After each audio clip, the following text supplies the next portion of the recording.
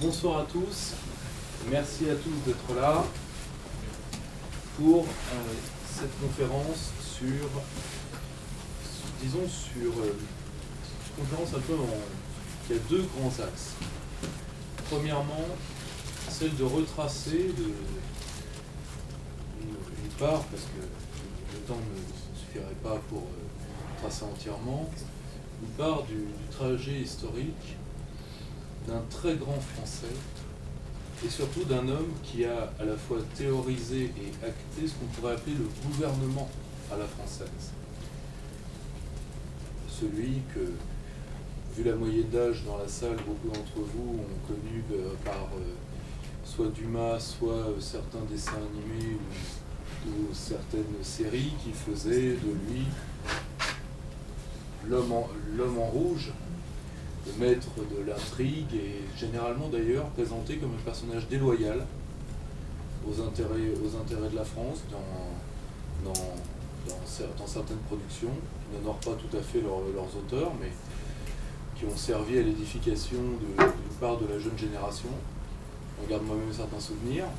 Il s'agit bien sûr du cardinal de Richelieu. C'est un peu comme... moi, j'ai découvert l'homme et l'œuvre très tard, un peu la manière où j'avais découvert Machiavel, qu'on avait présenté comme un auteur infréquentable et qui finalement est un auteur du bien commun, si on sait le lire. On avait fait une conférence sur lui grâce à Claude Rocher, que vous retrouverez peut-être dans les archives du Cercle. Il en va un peu de même pour le cardinal de Richelieu, même si la critique savante a toujours donné au personnage une place de choix, la place qu'il mérite dans l'histoire de France, tout en conservant une image, disons, d'homme retors et d'un homme, disons, prêt à tout pour arriver à ses fins. Eh bien, justement, c'est pas tout à fait le cas. Car s'il y a l'homme d'État Richelieu, on oublie souvent qu'il était, à ses tout débuts, qu'il était un homme d'église, de l'évêché, je cite, je crois, le plus crotté de France, si mes souvenirs sont bons. Et qu'en réalité, c'était un véritable homme de foi et qui a baigné toute son action dans un sens du sacré, comme on dirait aujourd'hui, en tout cas dans une profonde foi catholique. Et qu'il a su, disons, ménager sa foi, même au sein de la contrainte qu'est celle de gouverner. Et c'est pour ça que nous avons eu l'honneur aujourd'hui de faire venir l'un de ces grands biographes, qui n'a d'ailleurs pas commis que des ouvrages sur Richelieu. Moi, je vous avais découvert via le Cercle Jeune France il y a bien des années, qui avait rendu compte de votre Peggy et de votre Lyotet. Et vous nous faites ce cadeau aujourd'hui de venir échanger avec nous sur cette grande figure de l'histoire de France, à travers cette conférence Pouvoir et sacralité, à travers la vie et l'œuvre du cardinal de Richelieu. Je vous remercie beaucoup pour votre temps, c'est un grand plaisir pour nous de vous accueillir, et je vais vous céder la parole. Merci beaucoup. C'est moi qui vous remercie. Je vais essayer, en espace de temps raisonnable, de vous retracer, non pas la vie de Richelieu, mais d'essayer de vous faire un portrait psychologique et politique, pour ensuite avoir une réflexion brève, mais qui me paraît importante, sur justement cette notion de sacralité du pouvoir, parce que il me semble que Richelieu, cette personnalité, ce parcours, cette dimension religieuse du personnage, qui est plus qu'une dimension, nous aide à comprendre à la fois la singularité de la France sur le plan politique, la singularité de son aventure, les difficultés de son aventure politique, et puis nous aide à comprendre aussi notre psychologie collective et le rôle de l'État, cette étrange entité qui est si présente dans le subconscient des Français, pour avoir été si présente dans la vie sociale, et qui aujourd'hui, incontestablement, traverse une période difficile et sans doute transitoire. Alors, vous évoquiez Peggy. Peggy il parlait de l'affreuse pénurie du sacré qui s'apprêtait à succéder au christianisme, et il avait senti effectivement qu'il y avait une sorte de vide, d'évidement qui allait se produire. Et Richelieu nous rappelle, par sa personnalité, par son existence, par son œuvre, qu'il fut un temps où la sacralité du pouvoir était liée à la quintessence religieuse de la société. Richelieu a été, vous l'avez dit, un peu défiguré par la tradition littéraire, moins d'ailleurs par Dumas lui-même que par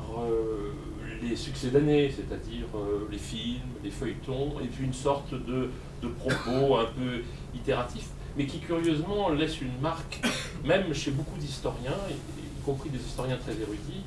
cette idée que Richelieu est un peu le prototype de l'ambitieux, c'est-à-dire de l'homme, certes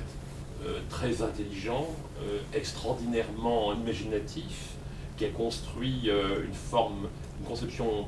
assez moderne de l'État, en tout cas, qui parle à notre intelligence d'aujourd'hui. Mais en même temps, nous essayons, enfin, la tradition, et souvent la tradition historiographique, la rime un peu sévèrement à notre temps, et c'est une vision de la politique et de l'ambition qui sont réductrices. Alors, Richelieu, il y a une tradition historiographique quand même bien installée, qui a connu une reviviscence dans les années 60, 70, notamment avec l'œuvre d'un historien allemand très important qui s'appelle toujours d'ailleurs, il est vivant, fort heureusement, Jörg Wollenberg, et qui a réhabilité, qui a remis en vigueur la dimension religieuse de Richelieu, et maintenant, il est admis que Richelieu n'a pas été seulement un grand homme d'État, mais qu'il a été un véritable homme d'Église, et qu'il a, notamment au début de sa carrière, été un bon évêque, un évêque de la Contre-Réforme qui s'est occupé de son diocèse, et que, somme toute, il a eu des préoccupations religieuses qui n'ont jamais quitté. Car comment faire l'économie, comment faire l'impasse, quand on parle de Richelieu, sur son œuvre, à la fois pastorale et théologique? Il est difficile, même pour un historien obstiné, de faire disparaître ces écrits de Richelieu qui ont traversé toute son existence. Donc voilà, c'est un peu l'image d'aujourd'hui. L'image d'homme d'État, encore une fois, elle est installée quand même, si on accepte les succédanés, les incompréhensions, elle est installée quand même dans beaucoup d'écrits, y compris dans Dumas lui-même, puisque Dumas avait fait, après Les Trois Mousquetaires, un roman qui s'appelle Le Sphinx Rouge, dont le héros est Richelieu, et où il dit que c'est le plus grand homme d'État de l'époque moderne, et qu'il va en faire le héros de ce roman, qui ne s'intéresse plus aux Trois Mousquetaires, qui s'intéresse à l'aventure politique de Richelieu. Mais en revanche, Dumas avait mésestimé la personnalité religieuse de Richelieu pour toutes sortes de raisons qui tiennent à son siècle et à la personnalité de Dumas. Donc Richelieu, aujourd'hui, tel qu'il est présenté dans l'historiographie la plus sérieuse, c'est ça. C'est un grand homme d'État, mais c'est aussi un ambitieux, un homme qui a eu le génie des circonstances, un homme dominé par la passion du pouvoir, par la passion de construire, d'accumuler des richesses, moins d'ailleurs pour en profiter que pour asseoir la dignité de son lignage, pour asseoir la puissance de sa famille et de son clan en quelque sorte, de ses créatures, et qui était tout de même un homme d'église sérieux, mais dont la vocation s'est dessinée en fait au hasard des circonstances, en particulier parce que son frère, qui devait reprendre l'évêché de Luçon, qui était une ressource importante, sinon exclusive dans la famille, avec le bénéfice du diocèse, n'avait renoncé que Richelieu, le jeune Richelieu, c'était donc par devoir familial, dirigé vers la prêtrise et l'épiscopat. Alors c'est cela que j'ai essayé de réfuter un petit peu dans ce livre, dans cette biographie, non pas par présupposé, mais parce que tout simplement j'ai essayé de retourner vers les sources fondamentales, c'est-à-dire à la fois les documents d'État de Richelieu, ses correspondances, ses papiers d'État, dont beaucoup ont été publiés au XIXe siècle et au cours des 40 dernières années, une très grande partie, pas totalement, pas la totalité, mais une très grande partie, et puis ses écrits, qui sont souvent négligés. Il y a des débats infinis sur la question de savoir si Richelieu est bien toujours l'auteur de ses écrits, si ce ne sont pas ses secrétaires. Tout ça, ce sont des sujets un peu vains, d'abord parce que tout homme d'État travaille avec des collaborateurs, ça ne s'est pas arrêté avec Richelieu, et ensuite parce que quand même il y a des lignes de force, des phrases, des répétitions, une rhétorique, des idées forces qui traversent toute son œuvre. Et puis il y a ses écrits théologiques et pastoraux. une instruction du chrétien qu'il compose lorsqu'il est jeune évêque, qui est une sorte de catéchisme à destination des prêtres de son diocèse, dans un contexte où les guerres des religions ont déchiré la France et ont laissé une empreinte profonde sur la société, des divisions profondes dans la société. C'est le cas dans son diocèse du Poitou, à Luçon. Et puis il y a aussi des ouvrages plus théologiques, des traités de controverse avec les protestants, l'un qu'il publie en 1617 et un autre qu'il laissera inachevé à la fin de sa vie et qui sera publié quelques années après sa mort par les soins de sa nièce, la duchesse d'Aiguillon, et qui est un traité pour essayer de ramener les protestants dans le giron de l'Église, ceux qu'il appelle ceux qui se sont séparés de l'Église. Donc, ce simple constat va quand même, en quelque sorte, inspirer des questions, car c'est étrange de penser que cet homme, qui est un homme d'État, imaginez-le au soir de sa vie, en décembre 1642, dans les combats de la guerre avec les Habsbourg et avec la Maison d'Espagne. Imaginez-le dans cette période, cette année 1642, où il est la proie d'un complot extrêmement grave mené par le favori du roi, Saint-Marc, qui négocie une paix séparée, une paix avec l'Espagne et qui complote pour renverser le cardinal. Pensez à cet homme qui est assiégé de fonction d'un rôle qui est à la fois celui de chef menacé et de chef militaire. Eh bien, il continue pendant ces nuits de travailler à ce traité qui a pour fonction, qui a pour objet de trouver quels sont les points de litige avec les protestants qui peuvent être résolus, qui peuvent être mis de côté, de façon à essayer de trouver un terrain d'entente et de ramener, par la persuasion et non par le glaive, les réformés dans le sein de l'Église catholique. C'est quand même une sorte de ligne de force qui dépasse très largement le profil qu'on peut avoir d'un ambitieux, d'un homme d'État que notre époque, très déchristianisée, peut regarder un petit peu comme une sorte de saint laïque, peut-être tout au plus, mais rien d'autre. Donc c'est cette conviction qui s'est ancrée en moi, qui m'a poussé à travailler sur la vie de Richelieu, à réexaminer l'ensemble de son parcours, de sa vie et de ses écrits. Et cette ligne de force, il m'a semblé que je l'ai retrouvée à différents points de sa carrière. D'abord, le jeune Richelieu, pour essayer de vous donner quelques étapes, de dessiner simplement, je ne vais pas vous raconter la vie de Richelieu, c'est une vie relativement courte à la lumière de notre temps. Il est mort à 57 ans, mais c'est une vie extrêmement dense, puisque entre le moment où il prend son diocèse de Luçon en 1608 et le moment où il meurt, il s'écoule 34 ans, et la période pendant laquelle il va véritablement exercer le pouvoir, il va être le principal ministre de Louis XIII, avec toutes sortes d'accidents de parcours et de moments difficiles, c'est entre 1624 et 1642, c'est les 18 ans de son ministériat. Pendant les 18 ans de ce ministériat, vous avez des temps forts. En novembre 1630, la journée des dupes, on tente de renverser Richelieu et où Louis XIII finalement le maintient et le confirme au pouvoir. Et puis la montée en force du conflit avec les Habsbourg, avec l'Espagne en particulier, avec l'Espagne et aussi avec l'Empire, mais surtout avec l'Espagne, qui est d'abord une guerre couverte par alliés interposés, dont les alliés protestants, et puis une guerre ouverte à partir de 1635, et une guerre qui se poursuivra au-delà de la vie de Richelieu et de Louis XIII, et qui s'achèvera avec Mazarin. Donc, cette vie, je dirais 35 années de vie publique assez dense, quelles en sont les racines? Le jeune Richelieu, qui est issu d'une famille qui est par le côté de son père, d'une bonne aristocratie, d'une bonne noblesse, et par une partie de sa famille d'une haute noblesse, et qui est une famille attachée au service de l'État, le jeune Richelieu, effectivement, il s'oriente vers l'épiscopat parce que, dit-on, son frère ne pouvait pas, pour des raisons de conviction personnelle et surtout de vocation, il était plutôt attiré par la vocation monastique, donc hors du monde, ce qui n'est pas la vocation de l'évêque qui lui était destinée. Eh bien, Richelieu s'oriente vers cette carrière épiscopale et la prêtrise, dit-on, par devoir familial et non par vocation. Alors que, dit-on encore, il aurait été davantage attiré par la carrière des armes. Tout cela, en réalité, quand vous examinez la jeunesse de Richelieu, ces jeunes années, tout cela repose sur de pures suppositions.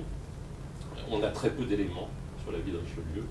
Ce qui est certain, c'est que lorsqu'il est nommé évêque, qu'il doit être confirmé par le pape, Paul V, il va aller à Rome,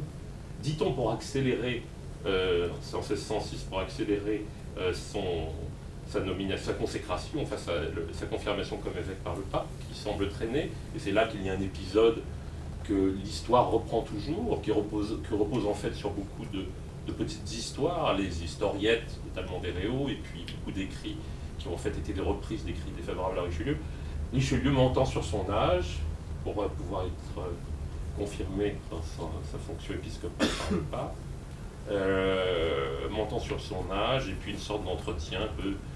irréel avec Paul V, qui aurait dit quel diable d'homme, on fait une formule de ce genre, impressionné déjà. Tout ça en fait ne repose sur rien. Ce qui est certain, c'est que Paul V était un très grand pape de la contre-réforme, un esprit extraordinairement charpenté, peu propice à se laisser manipuler par un jeune nobliau, et que de surcroît, Richelieu a passé 6 ou 7 mois à Rome, au moment où Rome était en pleine effervescence, en particulier avec des débats théologiques intenses sur la grâce, ce qui quand même va être le sujet fondamental de ce temps-là, pour lequel on s'équipe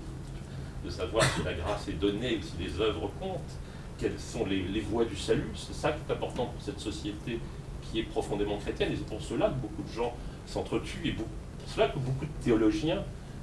s'affrontent avec des certitudes qui ne sont pas toujours établies. Et Richelieu, en fait,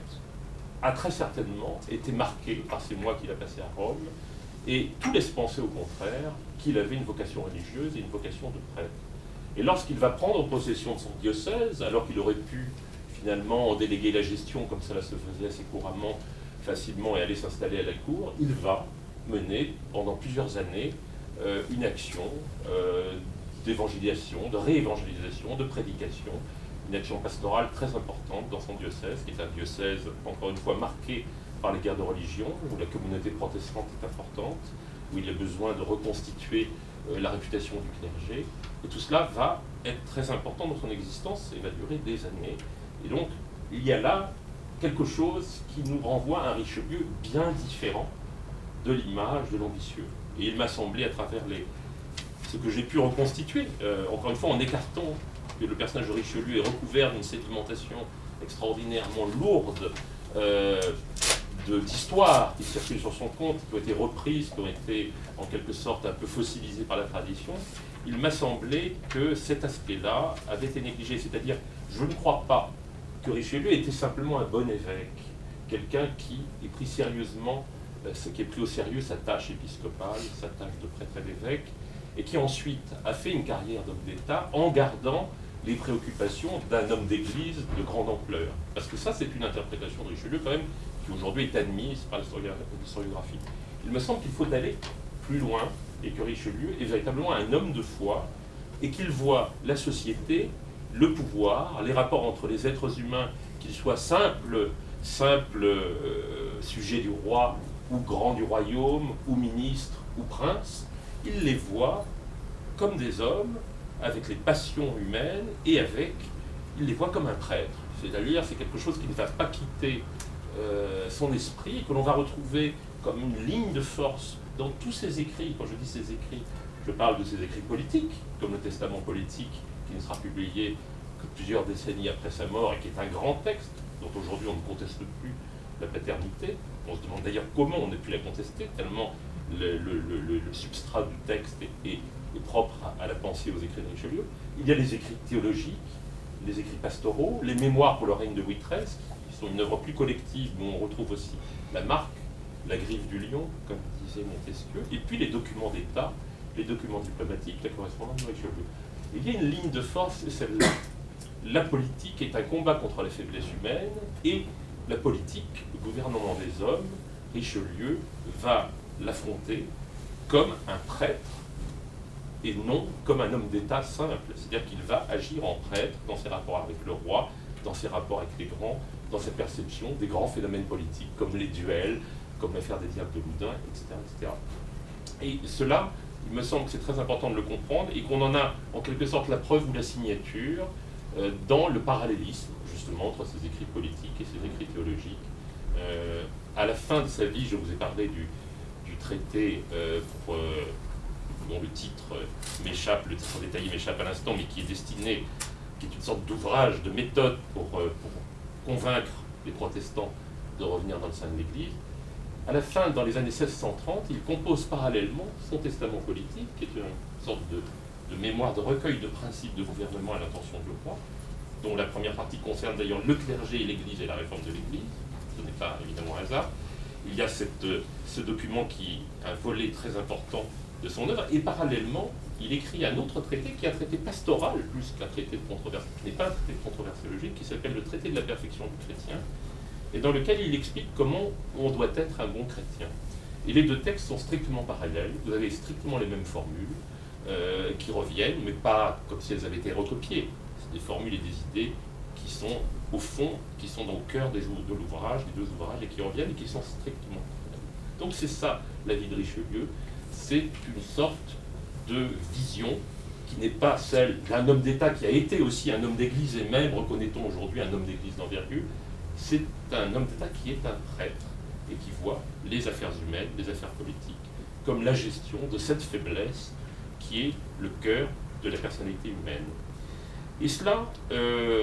ça l'amène à, quand même, apporter une sorte de théorie du pouvoir qu'il a formulée à plusieurs moments de sa carrière, non comme une vision théorique au sens, ce n'est pas il n'a pas construit une doctrine, mais il en a tiré un certain nombre de leçons plus générales pour donner à l'État une substance, une configuration qui nous est très familière. Parce que l'État est quelque chose qui va prendre forme dans la première moitié du XVIIe siècle et dont Richelieu va être certainement l'un des artisans, c'est-à-dire c'est lui qui va dessiner cette figure très forte de l'État. Qu'est-ce que c'est l'État tel que Richelieu va nous le léguer? C'est l'État tel qu'il le définit. Eh bien, il faut partir du chrétien, du simple chrétien, pour aller vers ce qu'aujourd'hui nous appellerions le citoyen. Un des éléments qui permet de le comprendre avec une force particulière, c'est un des premiers textes publics de Richelieu, sinon le premier texte public. C'est en décembre 1608, c'est le sermon qu'il fait pour la Nativité, dans son diocèse de Luçon, où il vient d'arriver, et qui a donné, enfin qui a inspiré le sous-titre de mon livre, L'Aigle et la Colombe. Richelieu est devant ses paroissiens, devant les chrétiens de son diocèse, de toutes origines sociales, de tout milieu. Il y a le chapitre, il y a les bourgeois, il y a les nobles, il y a les paysans, il y a toute une population extrêmement variée. Et il cite Saint-Augustin. Et il fait un sermon en 2 temps. C'est un texte qui est un peu oublié aujourd'hui, mais dont on a conservé. Et il cite Saint-Augustin, qui est véritablement sa source d'inspiration majeure, avec cette obsession qui ressort de la lecture, l'imprégnation de Saint-Augustin que l'homme est d'une infinie faiblesse par rapport à l'infinie puissance de Dieu, et comment arriver à résoudre le problème du salut et de la grâce à travers ce conflit incompréhensible, qui va dominer ensuite aussi la pensée de Pascal et qui domine les débats théologiques du temps. Dans son sermon, il cite Saint-Augustin qui dit il faut l'aigle et la colombe, ce n'est pas l'aigle conquérant militaire et la colombe le symbole de la paix. L'aigle, c'est celui qui a de l'esprit, celui qui est savant, celui qui connaît les textes. Et la colombe, c'est l'âme simple, c'est l'homme du peuple, dont la foi est la foi, si j'ose dire, la foi du charbonnier. Et il dit, c'est Saint-Augustin qui dit il faut savoir parler aux aigles et aux colombes. Pendant qu'on parle aux aigles, il faut que les colombes patientent, et pendant qu'on parle aux colombes, il faut que les aigles patientent à leur tour. Et ensuite, il fait son sermon, où il dit la même chose. Il dit qu'il faut que les sujets du roi se réconcilient, vivent en paix les uns avec les autres, fassent taire leurs divisions, dans une commune loyauté et fidélité envers le souverain. On est encore sous le règne d'Henri IV. Et il le dit de deux manières différentes. D'abord en citant des grands textes théologiques, de manière un peu cryptée pour le commun des mortels, et ensuite il le dit en langage simple. Et tout Richelieu est là. Toute la façon dont il va concevoir la suite de son existence, ça va être avec cette préoccupation de parler à la fois aux aigles et aux colombes, et avec la même idée, c'est que les aigles, comme les colombes, sont des humains soumis à la perpétuelle faiblesse humaine, et le roi lui-même sera, pour Richelieu, le spectacle d'une force qui est aussi une faiblesse constante, qui menace à chaque fois de verser dans dans l'erreur, dans la faute politique, et d'entraîner le royaume dans cette faute, avec cette faute. Donc ça, c'est quelque chose qui va être la ligne de force. Ensuite, Richelieu s'occupe de son diocèse, il a des liens avec la cour, qui lui viennent certainement de l'action de son frère aîné, qui est en fait le véritable ambitieux de la famille, et sur lequel on a peut-être bâti une sorte, on a fait peut-être une sorte de transfert de l'action propre courtisane de son frère, qui était lui un homme de guerre, qui était peut-être le Richelieu qu'on a imaginé chez le nôtre. C'est peut-être le double courtisan et plus politique de Richelieu. Il a des liens avec la cour, il se manifeste à la cour, il est remarqué, mais il s'occupe de son diocèse et il y installe des ordres nouveaux qui sont l'incarnation de la spiritualité de la réforme catholique. Il est un homme véritablement imprégné d'action pastorale. Et il se fait remarquer en 1615, aux États généraux, que Marie de Médicis réunit pour réaffirmer l'autorité de la royauté menacée par les volontés de rébellion des grands et menacée aussi par les risques de sécession protestante. Et là, nous sommes près de 5 années après la mort d'un assassinat d'Henri IV et dans une période de grande faiblesse de la monarchie, la minorité de Louis XIII, le rôle des puissances des favoris et la conduite erratique des affaires de l'État par Marie de Médicis. Eh bien, là, ce jeune évêque, l'évêque de Luçon, Armand du Plessis de Richelieu, est chargé par le clergé d'être l'orateur pour la clôture des États généraux. Et là, lui qui travaille parallèlement sur ses écrits pastoraux et théologiques, lui qui est un homme d'église et un homme de foi, il va faire une sorte de discours un peu extraordinaire, de harangue un peu extraordinaire, qui a souvent été mal comprise. On a cru que c'était une façon de se faire remarquer par Marie de Médicis. En réalité, il dit quelque chose qui ne va jamais cesser de dire, et qui est que la tâche du roi, la tâche de la monarchie, la tâche de l'État, le mot qui va se développer dans son discours au point d'être l'occurrence la plus fréquente du testament politique quelques années plus tard, l'État, la fonction de l'État, c'est d'assurer la suprématie des intérêts publics sur les intérêts particuliers en toutes circonstances. Et si le souverain, si le système de la monarchie ne sont pas capables d'assurer cette prévalence absolue des intérêts publics sur des intérêts particuliers, à ce moment-là, la monarchie manque à son devoir, et il le dit en des termes qui ne sont pas voilés, qui sont à peine voilés. Il dit même à Marie de Médicis, à un moment donné, devant toute l'Assemblée des États généraux, il faut imaginer un certain désordre dans les tribunes, devant toute la cour, il dit ne pas avancer, c'est reculer, c'est déchoir, et il appelle à ses devoirs, en quelque sorte, la monarchie, rejoignant d'ailleurs des propos tout à fait contemporains et similaires, quoique prononcés dans un cadre un petit peu différent, par ceux qui représentent le tiers-État aux États généraux. Et donc Richelieu se fait remarquer, mais avec un discours qu'il va garder, qu'il va conserver, qu'on retrouvera dans les années 1630, dans ce traité de la perfection du chrétien que j'évoquais. L'équation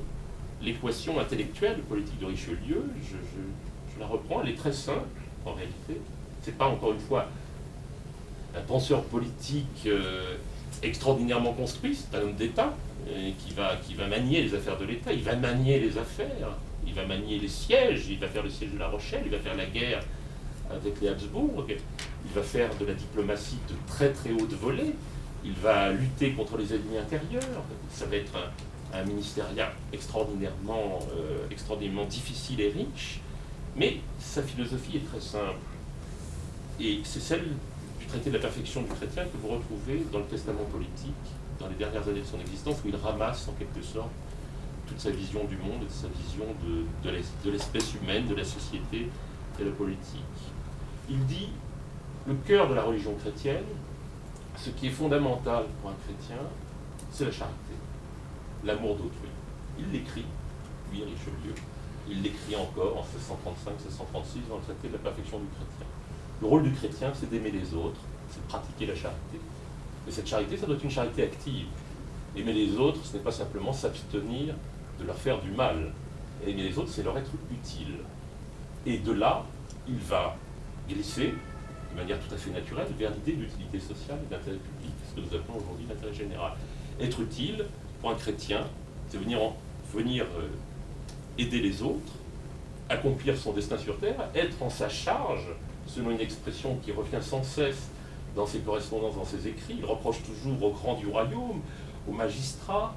à tous ceux qui ont une fonction sociale. Il reproche aux aigles qui forment l'armature la plus puissante du royaume de ne pas être en leur charge, de sortir en leur charge. Et c'est pareil pour le simple chrétien. Il faut être en sa charge, et être en sa charge, ce n'est pas se poser, si je puis dire, des questions métaphysiques sur son salut qui vous dépasse, c'est se rendre utile. Et de là, il va de manière extraordinairement logique vers l'idée d'utilité sociale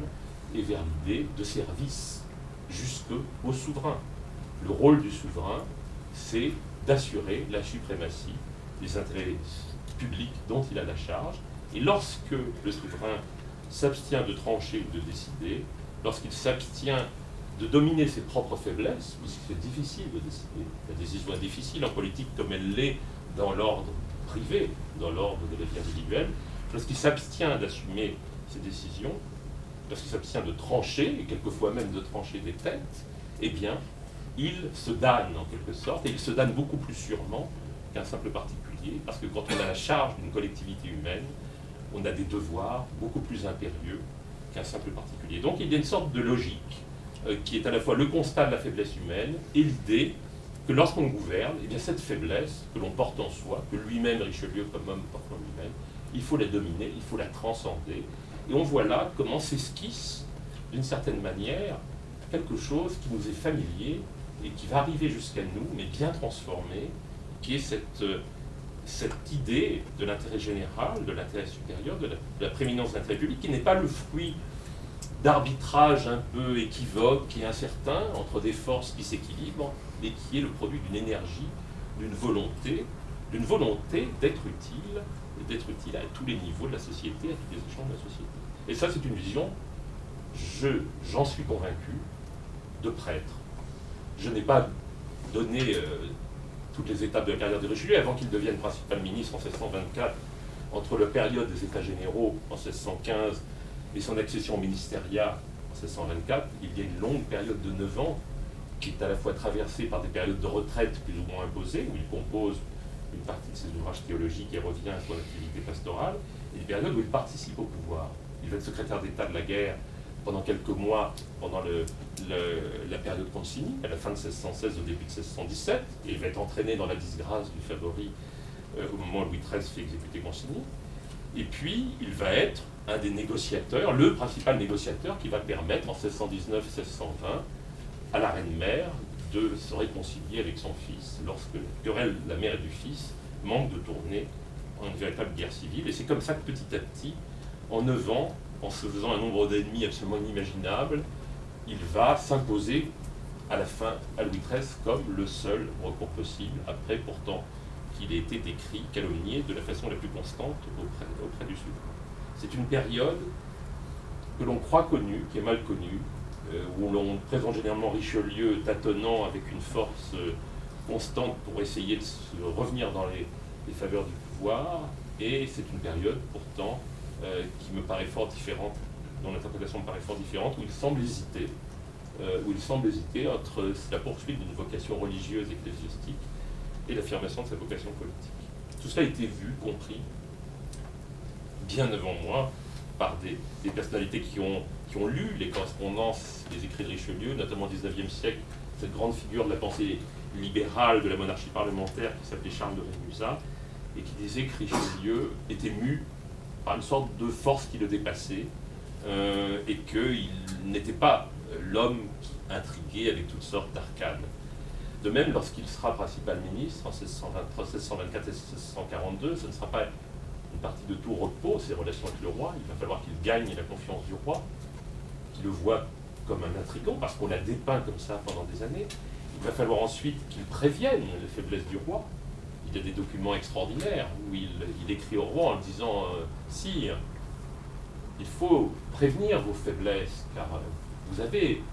certains penchants, vous êtes le roi, vous êtes tout puissant, mais vous avez certaines faiblesses contre lesquelles vous devez vous prémunir. »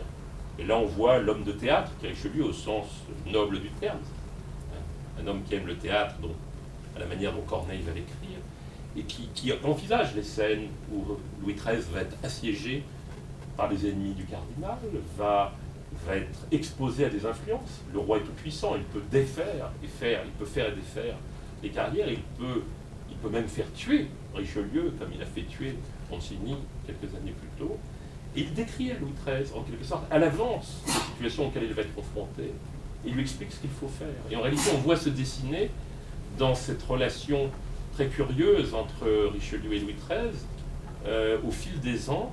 une relation qui est beaucoup plus celle d'un père ou d'un directeur de conscience que celle d'un simple ministre. Et on retrouve dans l'attitude et le sens politique de Richelieu, dans l'évidence de certaines de ses formules, dans la force presque irréfragable de certains propos, on retrouve la force de conviction du prêtre, du pasteur, qu'il est dans ses tréfonds et qu'il ne va jamais cesser d'être. Et l'expérience montrera, au moins à 2 reprises, qu'il ne s'était pas trompé, puisqu'il y a la fameuse journée des dupes en 1630, où toute la cour croit que Richelieu va être arrêté, voire liquidé, et où Louis XIII surprend tout le monde en exilant la reine-mère, en exilant les adversaires de Richelieu, en le confirmant, j'en ai parlé tout à l'heure. Et puis il y a le complot de Saint-Marc, qui va être plus grave, des années plus tard, en 1642, et où là, Richelieu voit le roi au bord du gouffre, par passion pour son favori, et où Richelieu a vu véritablement les choses aller presque au bord du gouffre, et où il a réussi finalement à rétablir la situation, toujours à cause de ce lien étrange qu'il avait créé entre lui et le roi, et qui ressurgissait quand même au dernier moment, cette idée que le roi était placé à une certaine hauteur, qu'il avait en charge les intérêts publics, et que ces intérêts publics devaient en toutes circonstances l'emporter. Et il y avait comme une sorte de prise de conscience, toujours au moment fatidique, chez Louis XIII, que cette devoir, ce sacerdoce en quelque sorte, qui est le gouvernement des hommes, devait l'emporter sur les passions, les faiblesses que les passions font naître chez tout être humain. Et ça, c'est véritablement aussi une ligne de force. Donc voici un peu comment s'est tissé en quelque sorte le mode de gouvernement de Richelieu. Et quand je parle de sacralité, je ne pense pas spontanément à ça, je pense à un mode de perception des rapports humains, des rapports de pouvoir qui est celui d'un prêtre dans l'action politique, dans l'action d'État, mais il a quand même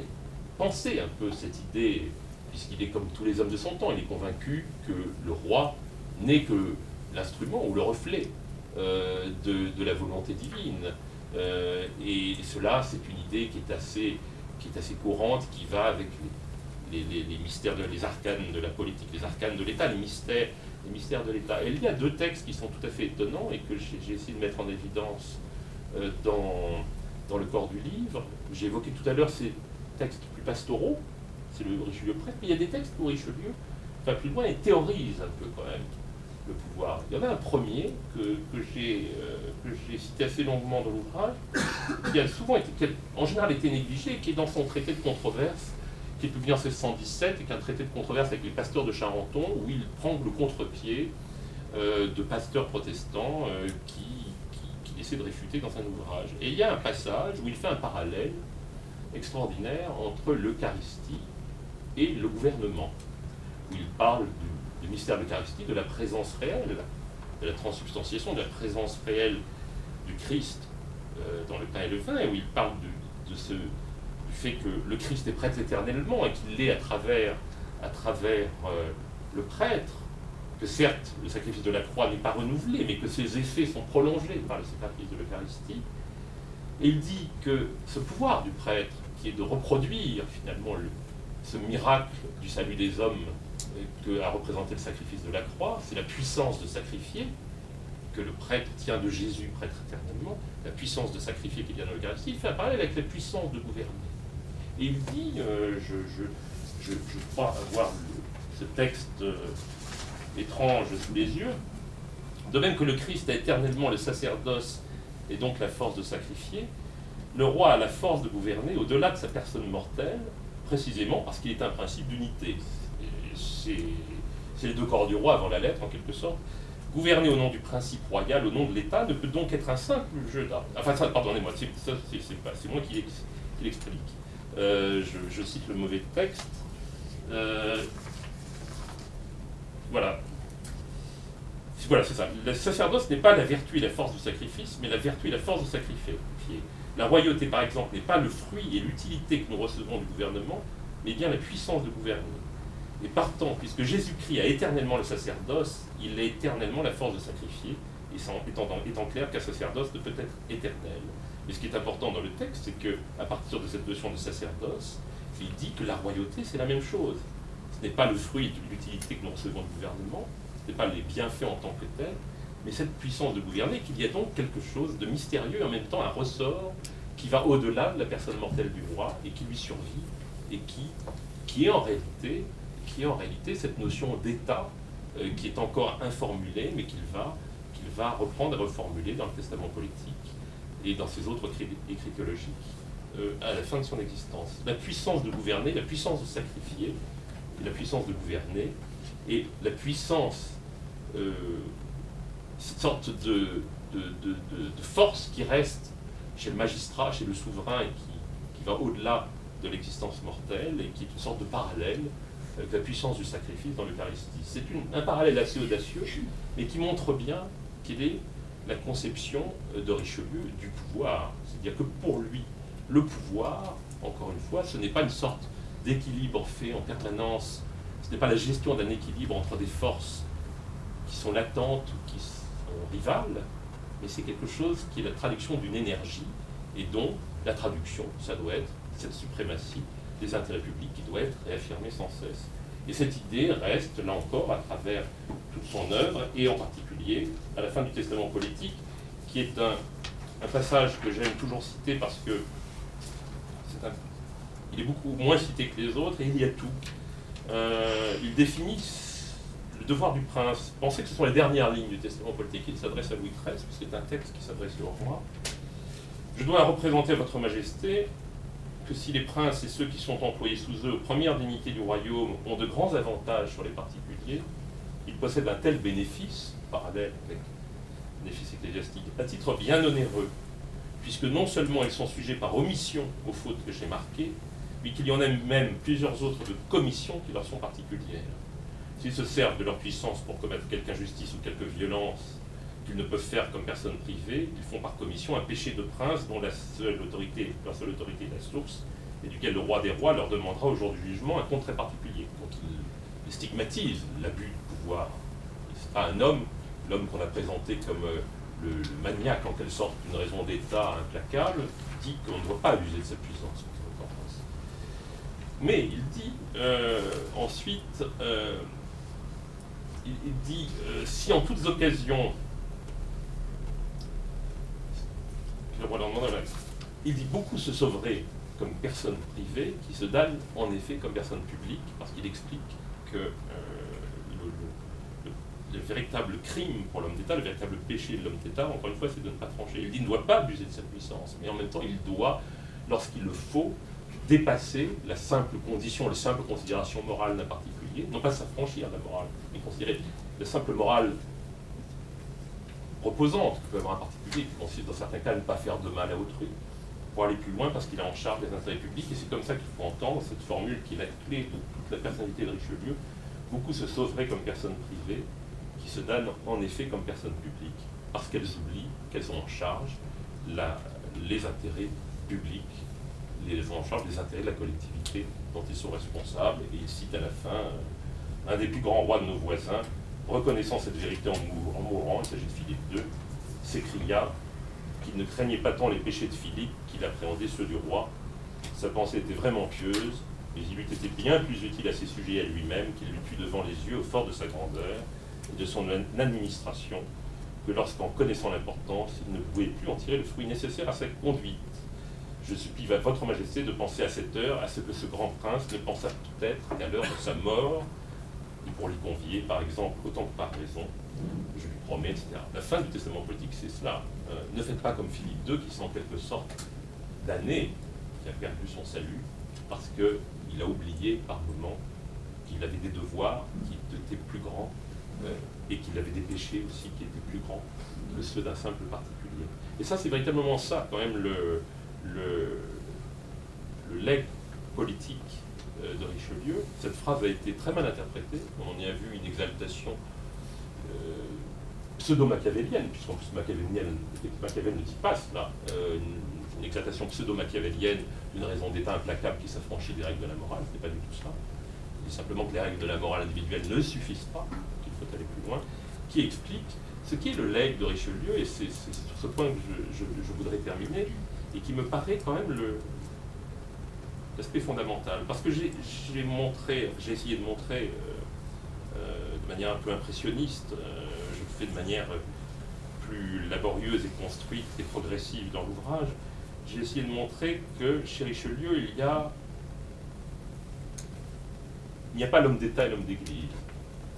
Il y a l'homme de foi. Je l'ai dit, donc celui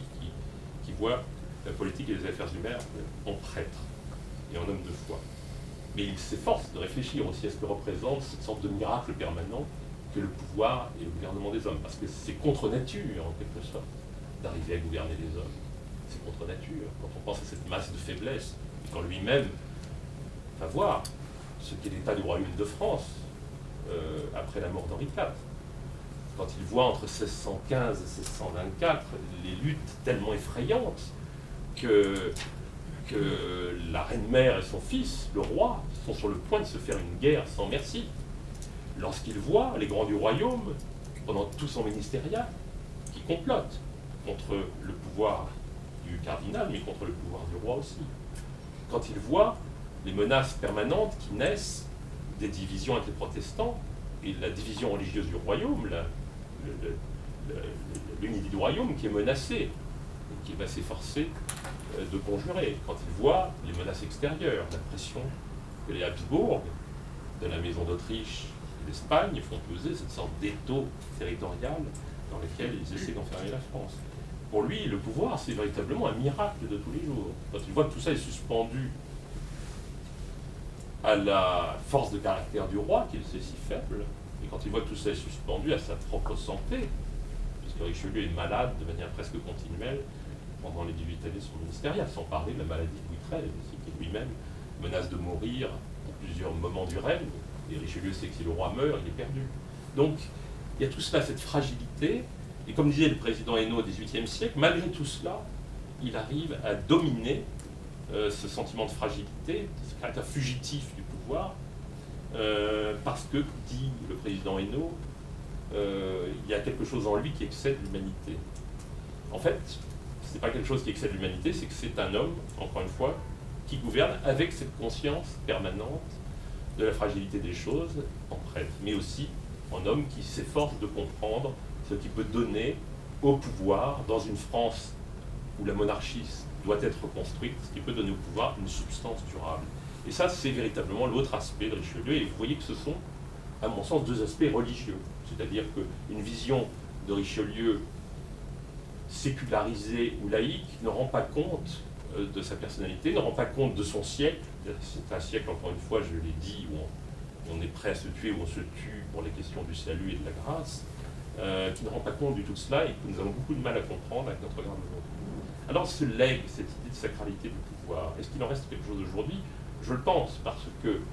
cette dimension religieuse, qui va demeurer en partie avec la monarchie absolue, mais sans jamais avoir l'intensité personnelle que Richelieu a mise de par sa personnalité, de par ce qu'il était dans sa quintessence. Cette sacralité du pouvoir, qui a très, très bien été analysée par Kantorowicz, qui est aujourd'hui entrée dans notre culture commune, cette idée des deux corps du roi, elle va être sécularisée, on dit même laïcisée au fil du temps. Richelieu lègue cela, comme cette force, cette sorte de force transcendante de l'État. Pour lui, c'est religieux, mais ça va rester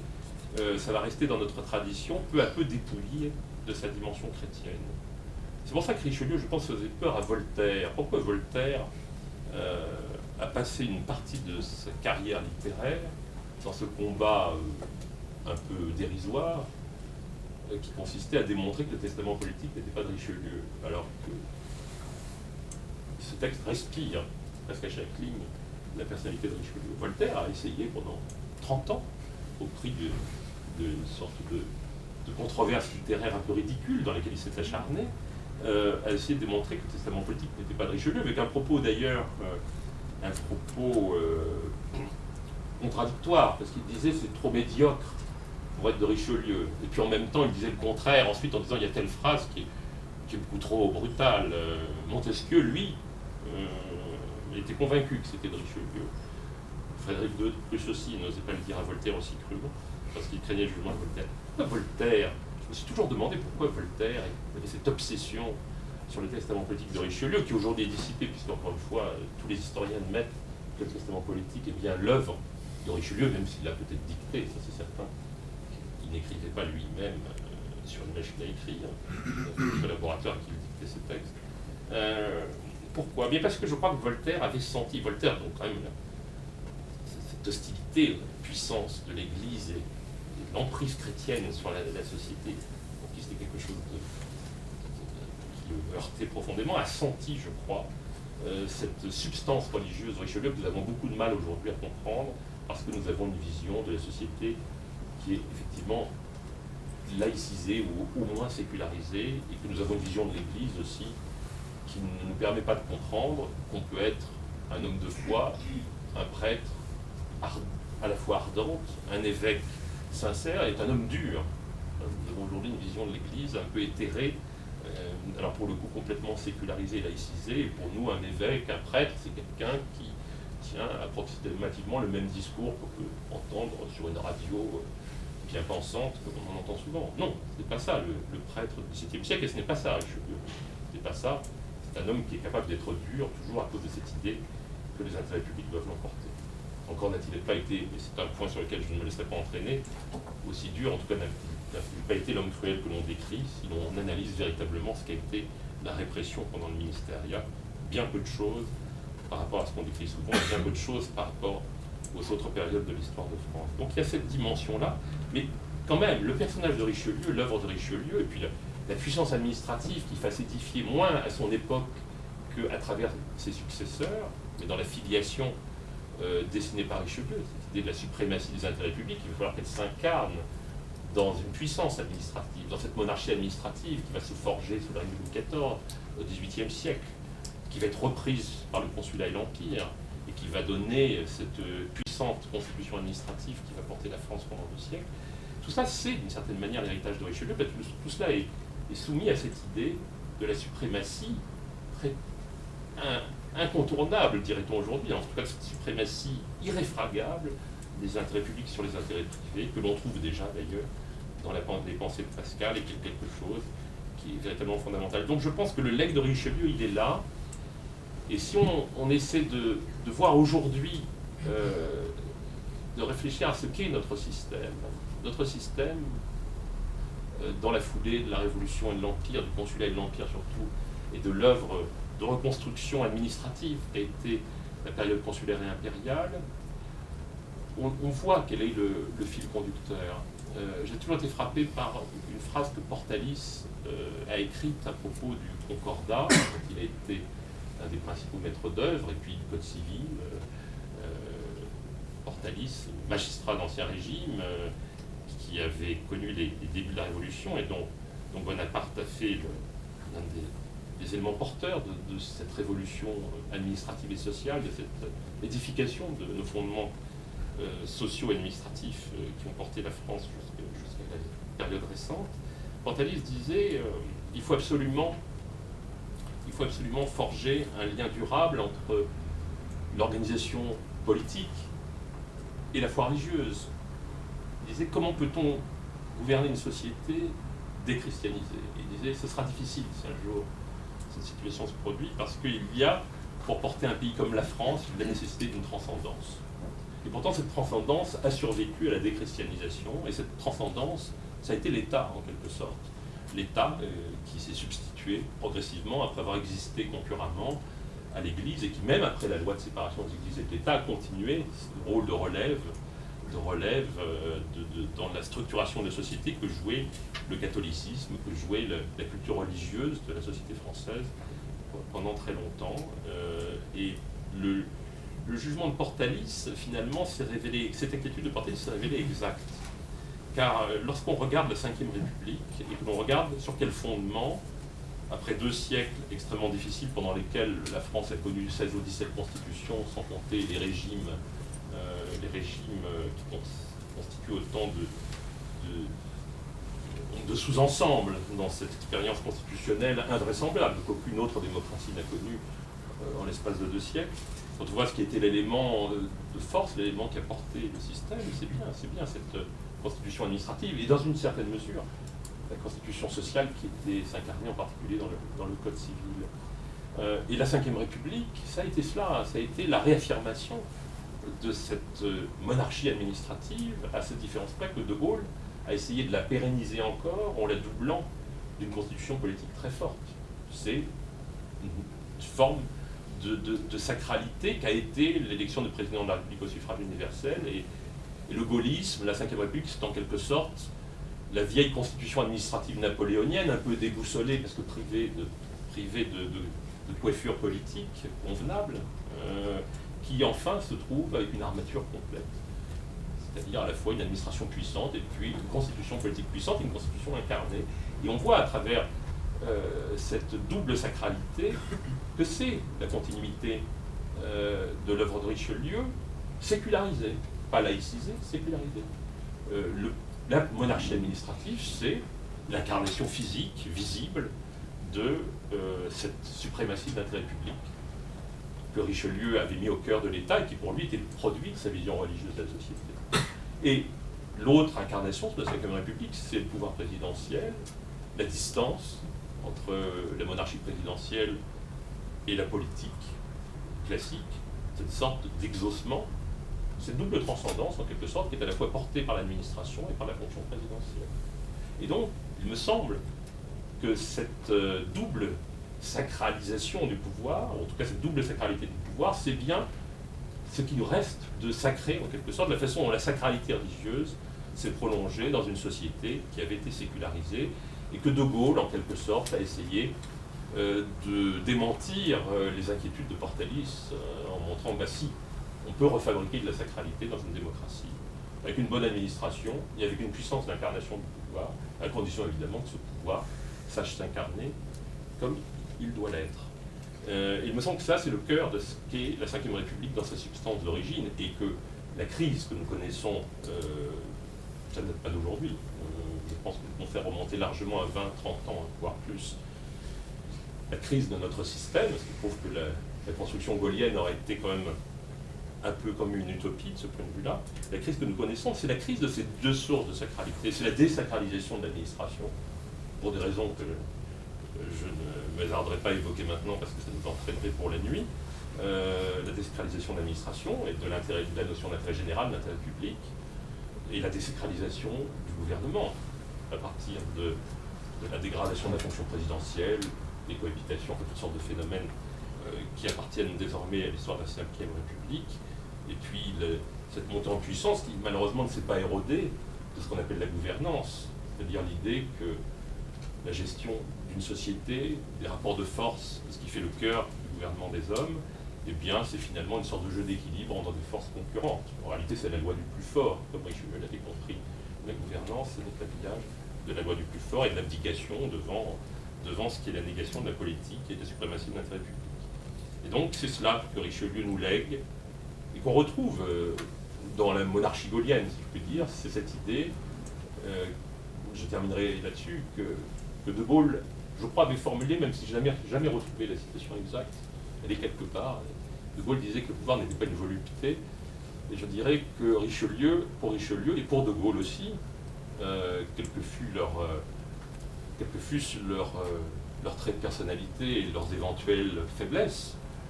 étaient des hommes qui avaient une conception sacerdotale de la politique. Ce que je voudrais dire, et c'est pour achever mon propos, qui est un peu, je suis désolé, un petit peu rapide et haché et impressionniste, c'est que simplement chez Richelieu on comprend pourquoi il a incarné et fait naître cette conception sacerdotale si difficile à incarner ensuite. C'est tout simplement parce que c'est un prêtre. Et De Gaulle, c'est un homme qui n'est pas un prêtre, qui a certainement une foi, quelque chose, un sentiment religieux, très certainement, mais ce n'est pas un prêtre. Et c'est quelqu'un qui a aussi une conception sacerdotale de la politique. Mais du sacerdoce sans grands hommes et sans religion, c'est difficile, et sans ces deux éléments de sacralité que j'évoquais, ces sacralités séculières que sont la puissance administrative et la puissance d'incarnation du monarque républicain, c'est extrêmement difficile évidemment de faire vivre un système démocratique Richelieu nous aide à le comprendre parce qu'il nous permet de comprendre en quoi ses origines sont profondément religieuses. C'est vraiment quelque chose pour lequel il faut se dessiller nos yeux. Il faut dessiller nos yeux du début du XXIe siècle pour comprendre cela, pour comprendre à la fois ce siècle et cet homme qui en son siècle n'était pas un homme ordinaire. Je vous remercie.